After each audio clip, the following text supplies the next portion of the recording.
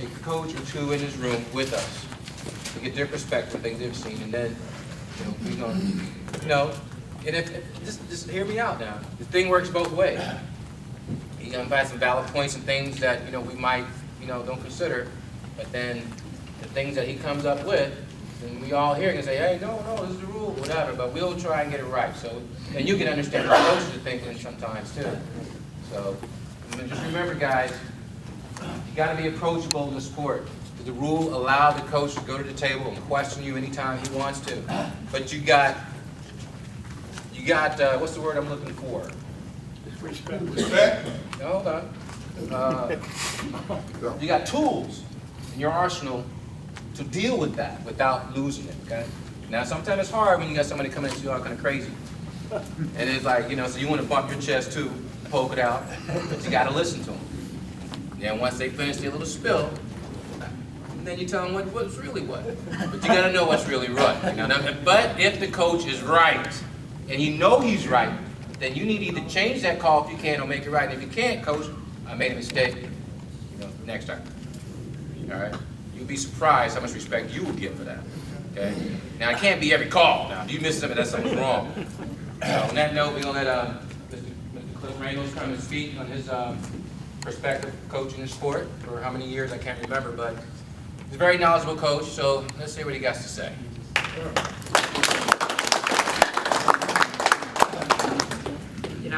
Rule books.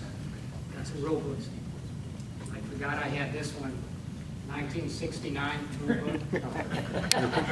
Well, I think it's a collector's item. I actually had some fun with that with some young refs before.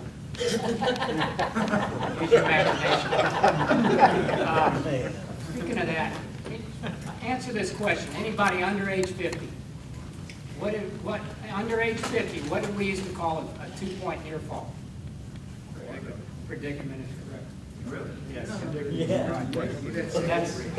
There's a lot of changes since 1969, but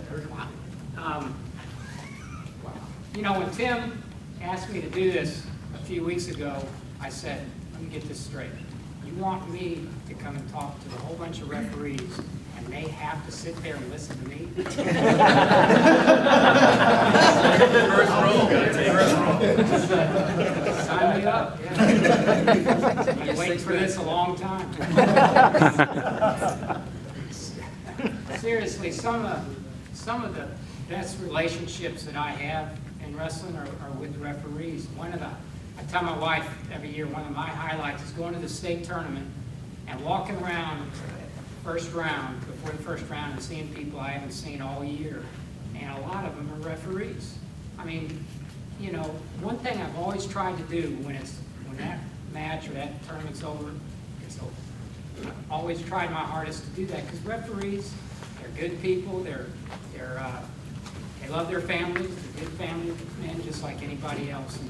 And some coaches have a hard time believing that, but it's the truth. So, that being said, when Collins Hill opened 20 years ago, I tried to put in a plan to make it a really, really good program. That included things like Booster Club, the youth program, handpicking my booster officers, how to build a fan support, and also included me, how I could improve myself as a coach.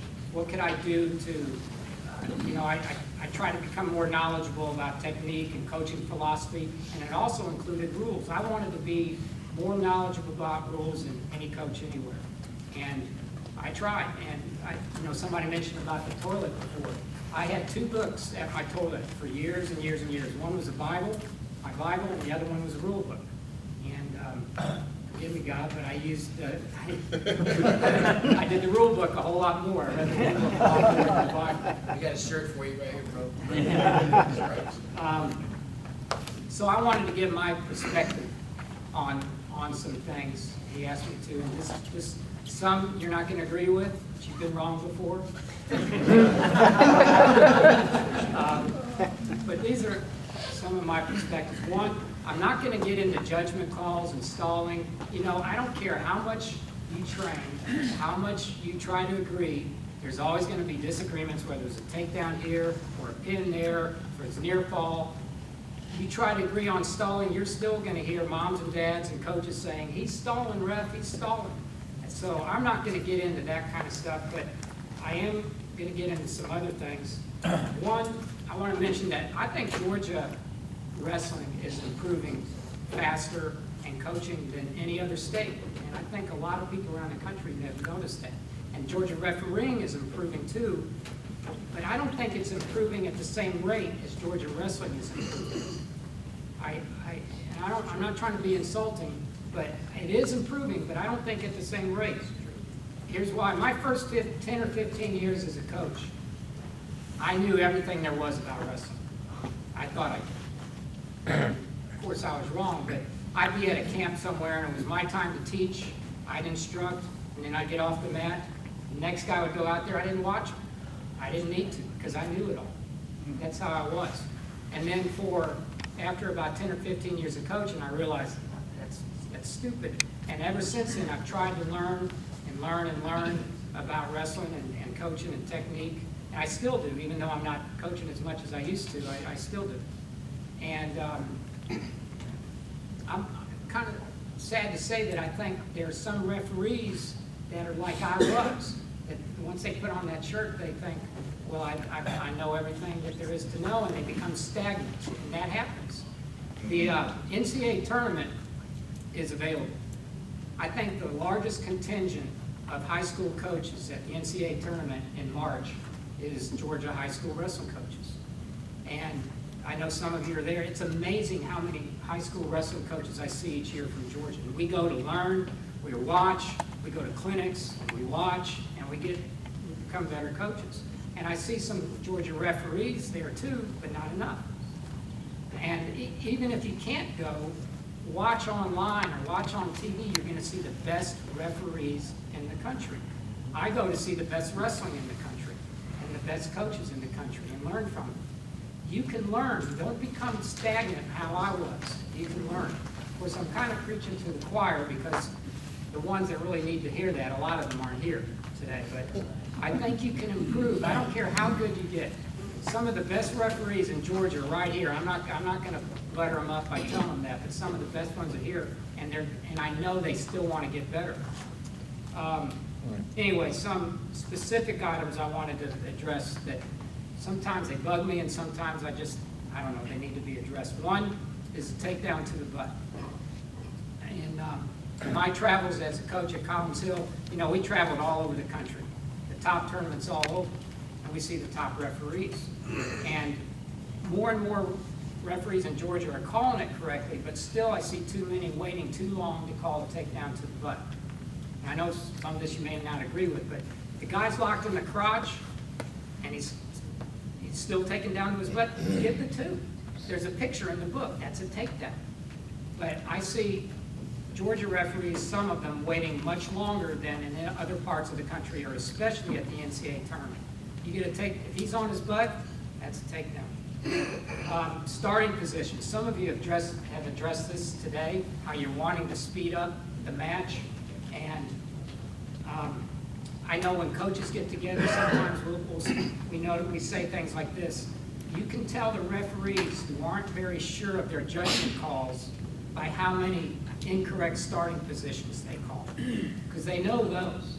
They know, and they love to call those. And they call them, and they call them, and they call them. Because they're sure of those. But the important calls aren't being called correctly sometimes. I'm not, you may say, well, where do you draw the line? Well, if it's all the way over here, you got to call that. But if it's here instead of here, get them wrestling. Get them wrestling. I know Ed and I were talking about this a little while ago. Get them wrestling. Too many stops. If the hand's on the elbow here instead of here, start it. If you see the top wrestling and top refereeing in other parts of the country or at the national championships, sometimes if they're in the vicinity, they start it. The vicinity of this correct starting position, they start it. They don't want to stop the action. Now, false starts, that's a whole different thing. That needs to be stopped. But that's one little pet peeve that I have that I think could help is start the match. A couple others. Rear standing position. The guy's behind him, the guy's on top, he's in control. And the guy's in rear standing position. The rule says he has to make what? An attempt to get the guy to the mat. But so often nowadays, the way it's called, I've even seen referees counting. If he isn't down on the mat within 5 seconds or 10 at the latest, he's gonna get warned for stalling. So you know what I do as a coach? What a lot of other coaches do? We have drills to have our guys stay on their feet as long as they possibly can, because that guy's gonna get hit for stalling. But who's really stalling when you do that? The bottom guy, because he isn't trying to improve, he's trying to get a stalling call out of that guy. So if we all called it correctly, the guy on top has to make an attempt. If he's trying his hardest, don't hit him for stalling. The rule says an attempt, but it's not being called that way. How do you see it being called? I just think if that guy isn't down on the mat within 10 seconds, the top man's going to get hit for stalling. That's what's common. That's what's going on. There's no time. There isn't a time. He's got to try. To believe the book, at one point, I don't know if it's still, the verbiage is like this, but if I'm not mistaken, it says immediately try to make an attempt to bring him back. It is immediately. But You an should make an attempt, in order to make an attempt, let me ask you a question. If I stand up and I got your hand like I should, my wrist control, hand control is broken apart, there's no way you're gonna try and take me down with one hand. You could, but I'll wait till the guy's locked up or it's got a grip to where he can try to make an attempt. That's the difference. That's the whole key. That's what he was saying. That's what he was Is saying. he trying? If the bottom guy's just hanging on right here, waiting for you to call stall on the other guy, He should be coming down. he's the man that's stalling, because he's got hand control. No, I've had guys, and the wrestler's got his hand broken, that guy in the top, he ain't letting nothing go. He's got one hand to work, he's gonna stay with him. So that's nothing to me until, they're wrestling. Yeah. Now, he picks up around the waist, and I might give him 3 seconds. You ain't made no attempt yet. You're stalling. Yeah. But I'm just telling you, the way it's being called is force coaches to change how we coach and practice. Right.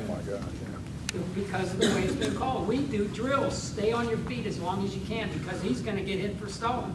But that's not the way the rule is written. And I think it needs to be changed the way it's being called. Do you want it to change to that? The way it's being called. Or you want it to be called the way? The way it's read. The way it's read. No, I think it's a good rule. Oh, yeah. Another thing, this isn't really a rule, but I see this happen a lot, where there may be a pin right at the end of the period, and the referee got hit with the bopper, and right as you call the pin. Too many times I see the referee go to the little girl at the table and say, was it a pin? And she doesn't understand. You're the one that got hit with the towel. You know if it was a pin or not. Don't go and ask a little girl at the table, was it in time? First of all, she's from one of those schools, so she's going to show some favoritism.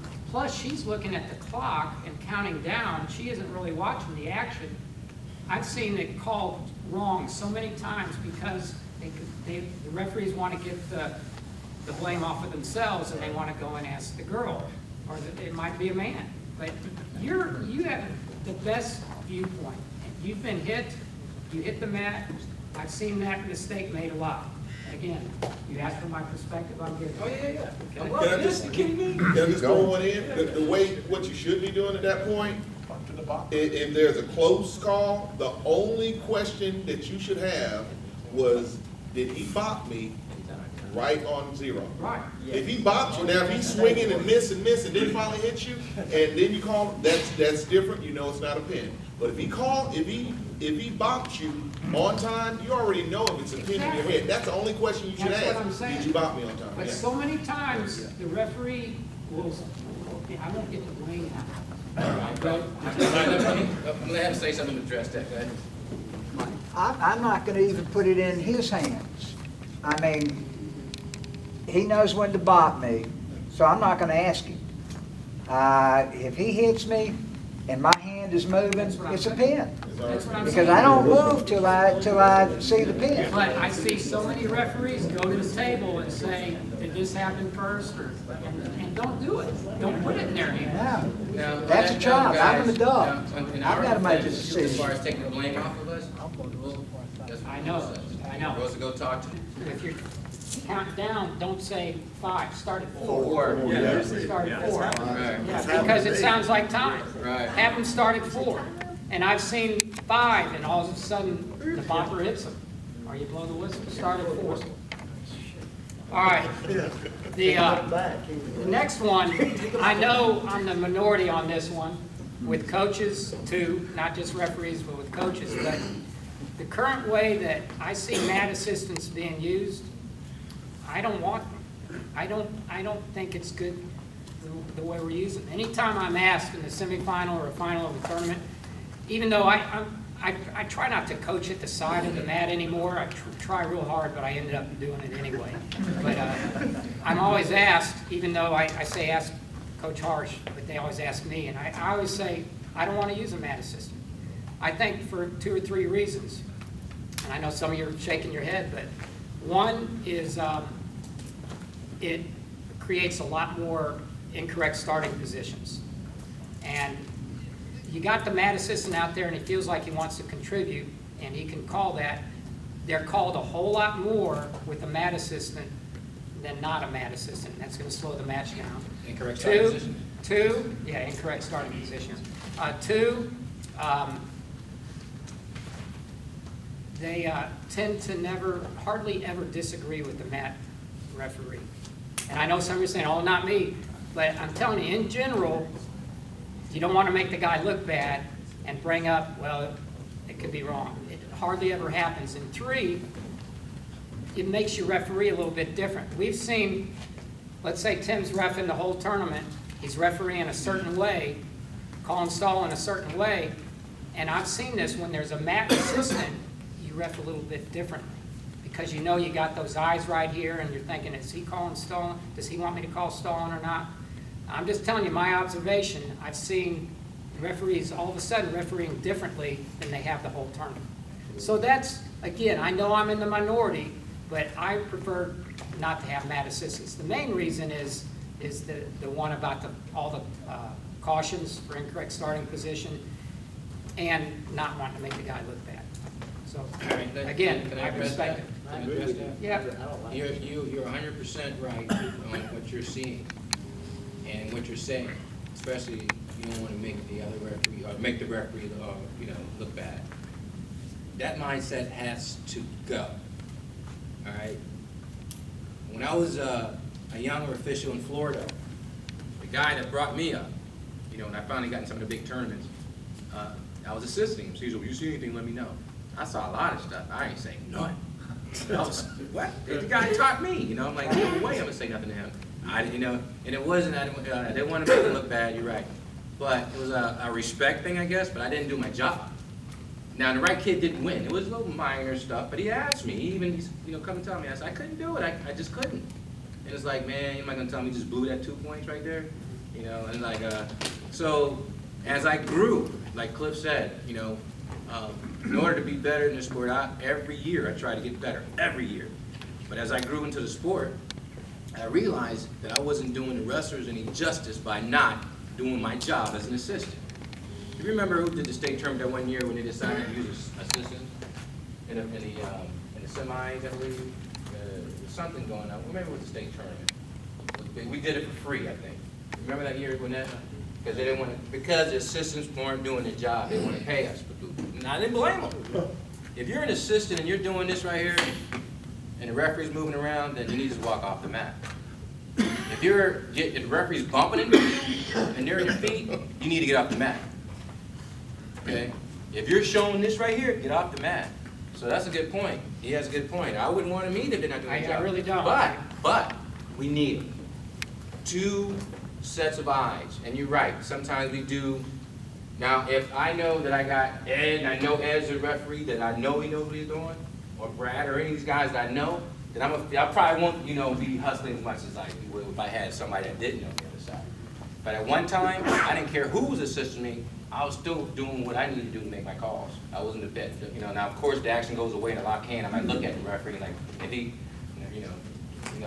because if you can't see it, you're not supposed to call it. So if the action goes away from you, you're not in a good position, you miss a lot of that stuff. So yes, they are valuable. Yeah, that's how I feel. The way they're being used, I prefer not to have them. I actually like, and some of you old timers, I like when we used to put a guy on each side. The judge? Yeah, and if they both stood up for stalling, you hit stalling. How many of you remember those days? We used to do that in freestyle a lot too. In high school, we'd have 2 chairs sitting on the outside. If you stood up, that meant you thought stalling. The other guy stood up, that meant you had to call stalling. I like that. Wow. All right. Now, I wanted to show you, I've been doing this for many years, before Collinsville 20 years ago. And this is my referee cheat sheet. I put it at the front of my rule book. It's right in there. It's a referee cheat sheet. And it's the first time I've ever shown referees this, I believe. We still didn't see that good. That little flash didn't work. Let me see that thing. Let me tell you, here's my copies right here to give to my assistants. They put it in their book each year. And now there's other coaches that have them, because periodically a young coach will call me up and say, hey, can I meet with you for a little while? And I say, sure. And then I show them this, and they go, wow, I want that. Now, it's not things to get referees, but these are sometimes these are rules that are often misapplied, and it's got the page numbers so that I can find them really quickly. Or it may just be a situation that comes up a lot, and I've got the page number where I can find it really quickly. And these are commonly used. Probably all of these I use at least once during a season. Some of them, like the bad time one, more than once. So if you have a rule book, if you want to go through it with me, you want me to go through these, I will. Yes. Okay? Give a chance to get the book. All right. And by the way, case book, that was by my toilet too. I read that. That's important. I mean, How many of you guys do read the case manual? Like, The, really? with all my trips at Collinsville, and they'd be a lot of long drives or on the plane, that's when I'd read the case book constantly and find stuff. And sometimes things disappear. Like a few years ago in the case book, there was a rule that said if a guy's being pinned in a guillotine, if the referee thinks he's hurting too bad, he can slap the mat. What? Yeah, that was in the case book. It's not in there anymore. Yeah, you could, you know, like, yeah. That's what we be saying to each other. All right. Here's my. Give it up. Here's my referee cheat sheet on bad time, which you've already discussed quite a bit today, is on page 19 and 20.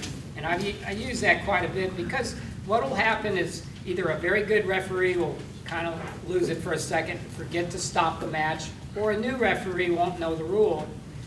Let's say the top man's stalling, warning, top man's stalling, he doesn't stop the match. And I'm waiting for him to go out of bounds. I'm already turned to, I look here, it's page 19, I'm on page 19, they go out of bounds, and I go, ref, I'm sorry, but you got bad time. If it's a new guy, I have to explain it to him. And I'll show it to him in the book.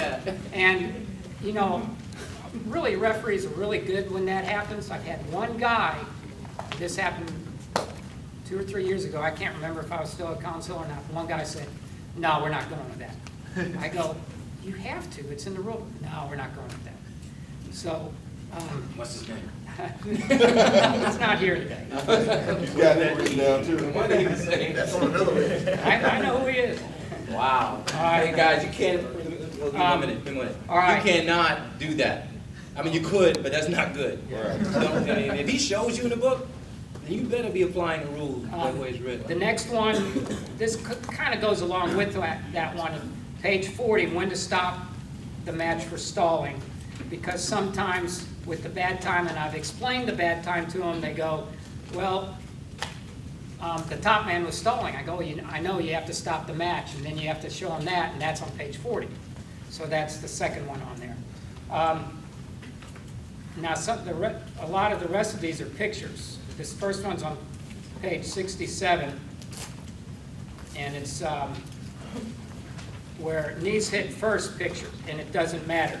It's on page 67, the second from the bottom on the right. A lot of referees I've had have said, well, his knees hit first. out of bounds. It wasn't a takedown. And the picture right here shows, well, if the feet come down right away, it is a takedown. So I've had to use that picture occasionally and show them. And like I said, most of the time referees are pretty good. But don't do this either. Don't change what you said. You know, like the knees hit first. He said the knees hit first. And I said, yeah, but didn't his feet come down? And he said, no.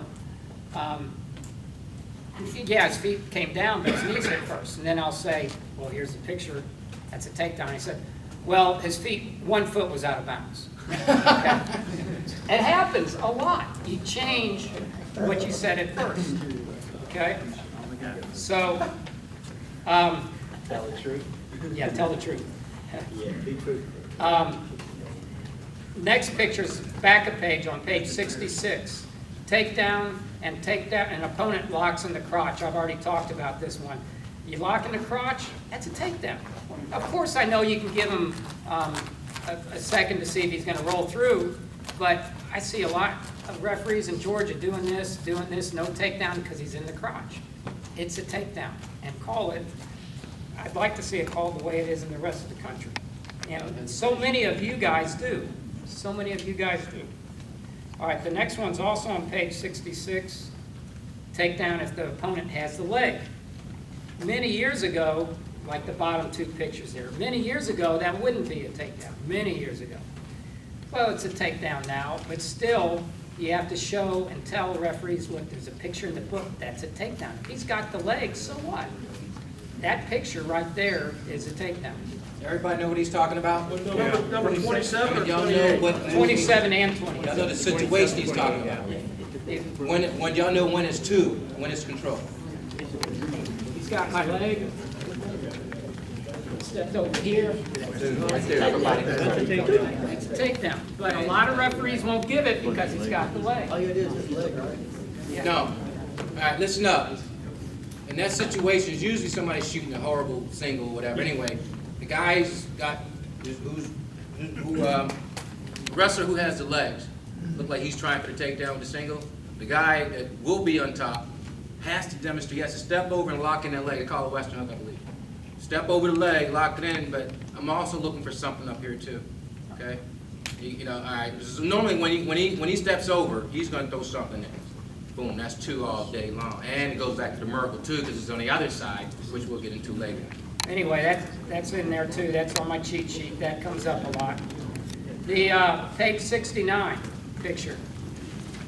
I'll probably need to show this because not everybody has a book. But this is what I call a screwdriver. The first picture on page 69. I have had some referees say that's illegal. You can't do that move. There's the picture right there. It's an illegal move. It's not an illegal move. It's only if the arm is pushed out is it illegal. But there are referees that think it's an illegal move. Now you keep it on the back.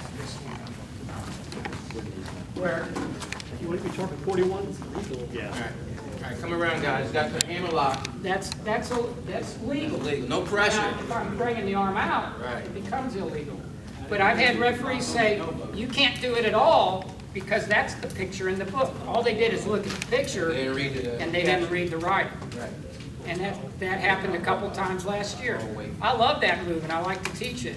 And you gotta have I've had that. referees Have that a lock. stop it right as they're getting turned over because they say it's an illegal You move. gotta be above the elbow. Plus it has to be above the elbow. Right. Can't lock that elbow out. The elbow is what I usually stop it for. Is If it's because on the they're- elbow? They're putting the hand on the elbow Right. as opposed to on the Yeah. bicep. Yeah, And that's- what a that's- lot of times the coaches will get mad. Yeah, if they can't but you're see right. That's- Because they want it to go, but if it's on the elbow as opposed It's to the definitely bicep, illegal then. That's illegal. Page 77 picture is a draping head scissors. Page 77. The draping head scissors. I've had, most referees call this correctly, but I've had some that because it's a scissors and the head's included, that's illegal. Well, it's a draping head scissors. There's no pressure on there. There's a picture of it. I've had to use it. My cheat sheet helps me find it very quickly. Okay? The next one is on, not a picture. It's related to the same thing as the head scissors. I've had referees say, it's not illegal, because there is an arm in there, and you're clamping down really hard, it's still illegal with an arm in there, and that's on page 35, it's 35E. Again, it helps me find it really fast. Straight scissor? The straight head scissors with an arm included. With or without an arm? Right. That's on page 35, 35E. And I'm just saying that some referees don't know that. They think with an arm in there. Not only referees. My first time at the school was, I think, in '06, Johnny-O. You did tournament with you here? No, it was earlier than that, wasn't it? Well, I was after my back surgery that broke. I got back a couple of years. No. I'm not going to tell you the page because I may ask the question here. But I've got the page in here. All right. Let's say we're neutral and I'm here and I'm trying to get my takedown and I'm bringing him down, but his knees don't hit. Right. His knees don't hit, and I'm controlling him here. When does it become a takedown by the amount of weight on the hands? Remember, the knees aren't touching. Right. Beyond reaction time. How much, wait a minute, how much weight on the hands? The majority. Anyway. No, the majority. What kind of bearing weight? If he bounced All right, since a lot of you don't know, including Tim here, I would show you on page 28 that it says majority. Majority weight, correct. Some of you said that. Some of you said any weight. It's the majority of the weight. Now what I'll do, I'll go to the table and I'll say, now I'm not questioning judgment, but how much weight was on his hands? And if the referee says, well, it doesn't really matter anyway, then here it is on page 28. It is majority of the weight. It's the majority of the weight. Does it have to be both hands touching? No, just, it could be one. Yeah. Or both. It But it's says, got to be majority of the weight. the book says, the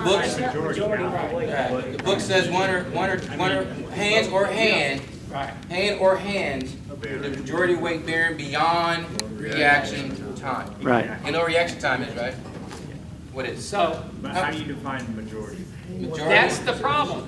The referee has to say it was majority. That's a judgment call. There's your If the referee out. tells me, if the referee says anyway, then I say you've got to change your call. I'll tell you. On page 28, it says hands, Hand or hands. supported by the hands. That's a judgment call. Guys, hands or hands. Trust me, unless that's blurred. But it's Page both. 66, photo number 24 says one or two hands. It says one or two, so. Whatever you're looking at is a misprint. But his hands, it's got to be one or both hands. He's reading Article 2, what we're discussing is Article Or 1. hands, right. And that's exactly that situation. Right, it was called. I'll tell you, I asked you a question, majority weight. I was the assistant. He was the assistant. And majority weight, if obviously if a wrestler's down here and he's wanting to get back up and he can't, that means that guy got some weight on him. All right? And if he pops back up, then he didn't have majority weight on him. He just pops right back up, I'm thinking. And I also look at the mat too. As I'm coming down, even my weight I'm pushing in, but somebody else got their weight on me, then you're gonna see that mat go in. All right, so anyway, that's another one where rear standing position, you're trying to bring them down, it's got to be majority. And I've brought referees to the table before, and they've said no anyway, and I showed them. They're supposed to correct it, but sometimes they change their tune. Cliff, Change so you're saying we don't call it enough? Is that what you're saying? I'm just saying it's called occasionally wrong. Correct. Occasionally wrong. I've seen it both ways. All right, now here's another one. I'm in control. I'm not going for a takedown because I'm already in control, but I'm trying to bring him to the mat. And I've got locked hands. And he puts his one hand or both hands down. I've still got locked hands. That's fine. And he's just barely touching, Are you in the control position? Yeah. Okay. When is it locked hands? How much weight has to be on the hands? Same thing. How much weight has to be on the hands? Majority. No, it doesn't have to be majority. Beyond reaction. Again, read your rule book. That's in there. Page 37, I'm gonna read it to you. Thank you. It's not taken. Well, you've already had a takedown. Page 37.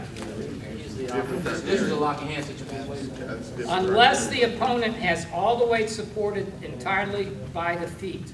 So any weight on the hands is considered locked hands in that situation. Any weight on the hands, not the majority. Any weight on the hands. It's called incorrectly many, many times. Read it again. Page 37? Article 3, I'll read the whole thing. Interlocking or overlapping the hands, fingers, or arms around the opponent's body with or without arms included, or both legs by a wrestler in the advantage position unless the opponent has all the weight supported entirely by the feet. Then that's locked hands. So any weight at all, Supported. any weight on the hands is locked hands. Not majority. But look here, That's, I have no weight on the mat, okay, nothing. maybe so. An ounce. But it's not majority. An ounce You're beyond right, you're right about We try to that. get Hold on, no, wait. locked hands points that way too. Exactly, that's what I'm getting at right now. Yeah. I'm not gonna, if the wrestling, I'm not gonna give a guy a lock hand on that. No. It's freaking beyond way. reaction. Yeah, even beyond, but he said it anytime, touch the mat. No, I said no. No, it's beyond reaction. Beyond reaction. Beyond there. If somebody has reaction time. If you're down like this right here, Right. and you're, that's locked hands. No, but that's beyond reaction. That's beyond Right, reaction. that's locked He hands. is, no, that's fine. What he's talking about, you're in control, he touches, he comes back up. It's not an automatic Yeah, mark. that's what it is. All I'm saying is, the word majority isn't used correctly. A lot of you said it's gotta be the majority of the hands in locked hands. It isn't. It's any weight past reaction time. Right. Past reaction time. It's any That's weight, good. not majority. That's good. And it's misapplied a lot, and it's right here in my rule book. And So Cliff, I got a question on that. So let's say, It's a judgment call. But if his hands disappear, if someone chopped the hands out from under him, would he fall forward? That's majority of the weight. If he would not fall, that means the majority of the weight's still on his legs. All right? So if someone swept his feet out, his hands out from under him, if he falls, that's majority. If he's staying up, he's good. just don't do it. Yeah, they don't know. That's what the majority All coach right, see. those are, I just want to say some general things. Those were specific items that I had. I just wanted to say some general things is that coaches kind of talk about in hospitality rooms is one, don't be noticed. Don't be noticed. You know, the spectators aren't there to see you guys. And I mean, it happens. But I tell you this, if you do prance around and strut around and want to get noticed, guess what? You're going to get noticed, which you don't want to be, right? You don't want to be noticed, but that happens. And I see it, and we talk about it, coaches talk about it. It is good to be noticed in one situation, though, and that's by how much you hustle.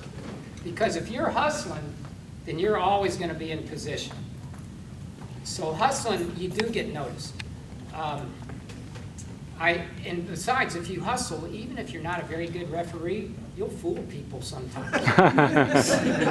I'm serious. I remember when I was in college, I took a class and I had to referee intramural football games, and I was awful. I was terrible. But I hustled. I was a guy on the sideline, whatever you call the guy, and I was fast, and I'd run up and down, and I'd spot the ball. Every now and then I'd call offsides. I was clueless, but they thought I was a good referee, and I got picked to referee the championship game, but I was terrible. Because I hustled, they thought I was good. But anyway, hustling is good to be noticed, the other stuff isn't. Here's something, it's kind of a slap against coaches, probably more than referees, but also referees. I really believe in all my travels that coaches in Georgia get away with more stuff with referees than in any state anywhere. I think if every referee would warn every coach every time they come to the table, if it's a judgment call, it would stop so many trips. And a lot of you are nodding your heads, but do it every time.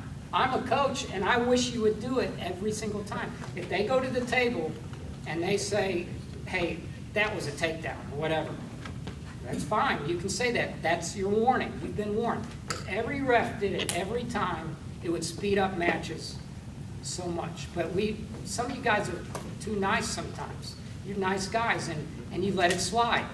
You let it slide. Now, you know, sometimes it may not be judgment when they go to the table. It might be a scoring thing or something else, but if it's judgment, warn them every time. I'm telling you, I remember being at the Powerade tournament, and I was sitting in my chair, and I stood up, and I said something like, "Are you sure that was 2?" Like it was on the boundary. He said, "One more time, and that's a team point." I didn't even get out of my area. I don't know if it's good to go that far, but maybe it is. I just would like to see the matches really speeded up, and you can help with that. Also, if you want to be considered, and I'm talking about when coaches are talking hospitality rooms, if you want to be considered a good referee, 1, know the rules, 2, have a good attitude, be approachable. Have a good attitude. When we're sitting around talking, we'll say to so-and-so, "What do you think about him?" "Oh, he's got a terrible attitude," or "He's got a good attitude." You can talk to him. He'll listen. That's the number 1 thing. Know the rules, be approachable. Sometimes referees, when they put on their shirts, they think, well, I am the expert in this gym. Nobody knows more than me, and they're not approachable. They're not approachable. And the referees who I know personally in here, I'm not really talking to you guys. There are a few that you just can't talk to them, even when they're wrong. And if you are wrong, like it's been talked about earlier today, admit it and fix it right then. Fix it right then if you're wrong. I had a guy last year, a referee, a good guy. He's starting out. He's not very good yet. But the match ended on a locked hands call, and it was the wrong call. It was...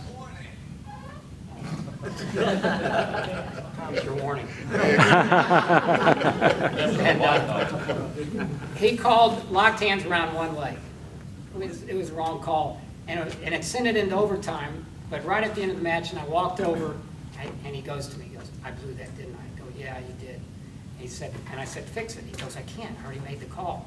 I said, "Yes, you can. You got to fix it right now." He said, "No, I already made the call." So he didn't fix it. But you know, admit it when you're wrong, but don't do this. This is maybe a personal thing. If you know you made the wrong call and you didn't fix it, don't wait till the next round or the next day or the next week or a year or 2 later and tell the coach, "You know what, I really blew that call." Even an hour or 2 later, because we get over stuff. We get over stuff and we go on. But if you come back and say, "You know what, I really blew that," it opens wounds. Can even add salt in the wounds. We're fine with it. If you just really blew a call and everybody knows it, don't come in and admit it much later or years later. I had this guy in 2001. I think I was telling Brad about this maybe earlier, somebody, and no one knew. It was Mr. Fritz over there. This wrestler was in the quarterfinals of the state tournament. Remember back then where the top wrestlers wouldn't be separated like they are nowadays? And the wrong guys, that sometimes the state finals were in the quarterfinals, right? My guy and the other guy was the finals. Everybody knew it. My guy's losing by 1 with 5 seconds left. And both referees, great referees and good friends of mine. My guy took him down to his butt. The guy wasn't even in the crotch. Match ends. I think we're going to win. Look up. Referee says no takedown. He asks the mat assistant. Referee goes, no takedown. It ended. Ended his state titles. His state title hope that year. Well, it ended. We got over it. The tournament ended. You know, got 3rd place. We're okay. Not the next week. Not the next month. Not the next year. 2010, 9 years later, I get a phone call from this ref, and he says, "This has been on my shoulders for the last 9 years. Wow. I blew that call. I blew that call, and I'm sorry, because that kid was my son. Was my son. And he wanted me to feel better, and I love this guy. He's a great referee. But I was fine. We were fine the next day. And all it did is open wounds and pour salt in the wounds. And so my suggestion is, if you know you blew a call and you didn't correct it then, just let it go. Don't let that kind of thing happen, okay? Good advice. But anyway, that's some of my perspective on refereeing. Like I said, I've had my run-ins with some of you guys in here, but I know you're good family men. Some of you are my good friends. I'm even trying to set up a tennis match with Ed over here, but I probably won't do it because I probably won't like his line calls. But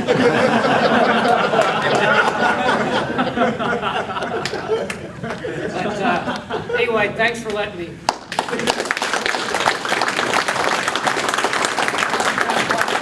Yeah, any questions? Go ahead. In general, do we as officials need to speed up matches? I think so. I think so. Too many cautions. Way too many cautions. Too many trips to the table because you don't warn the guy sometimes and you're a little nice. Way too many cautions. I'm telling you, when I've been around the country at like the Powerade tournament, they go much quicker. You get on, you blow the whistle. Get on, blow the whistle. Get on, blow the whistle. Their foot, even if they're a little bit off the starting line, they blow the whistle. I'm not saying, you know, you can't pick and choose which rules you want to go by, but there are a lot faster matches going on. You're saying when there's assistant referees, there's more cautions. Do you think that they're not in the right starting position, or they are? I think it's because the mat assistant is out there and doesn't have a lot to do. That's one thing he can call. He calls it. That's what I think. But I will say this, I officiated in Iowa for 10 years before I came here. And I do agree with him. A lot of our guys call it. A lot of times they would just mount up and let it go. But I will say that I think it's a coaching thing too, because I do notice there are a lot worse starting positions in Georgia versus Iowa. And I think a lot of that is coaching. Yes. And so Guys start with their hands in the front. just something I've noticed I agree. between it. Yeah. So. But if we started policing that locally during regular dual meets all year long, by the time it gets to the big tournaments that really matter, it wouldn't be an issue, like you said. If they're coaching it or not coaching it, you know, they'll start because they're getting dinged on every dual meet. So again, you're not doing anybody any favors by, that's close enough, and blow the whistle. Go ahead and, you know, start dinging them at the first match, first, you know, dual meet of the season. Then by the time we get to the area, regional, sectional, they're good to go. And we can kind of let a little bit more slide at that point if we see fit for, you know, for match speed. Well, and I think he's talking perfection too, like, Yeah. they're barely below it, or, Don't call it. you know, Yeah, it's like. yeah. Gotcha. Any other These questions? kids are pumped up and they get on, you know. Anybody? Yeah. Could you clarify the comment you made about the legs draped around the neck on page 77? The draping head scissors? It's not illegal because there's no pressure on the When he neck. scissors it, he applies pressure. If there's a head and an arm and he's clamped down, it's not draping. Draping means there's no pressure on it. Any others? I need clarity on this. Terry, I think you said this about the top man installing, start the match. The bottom man installing, you don't start the match. Correct. Except for. So even for a warning, you start the match. Unless it's his second, 2-point stalling. Yeah. All right, thanks again. Thank you, Coach.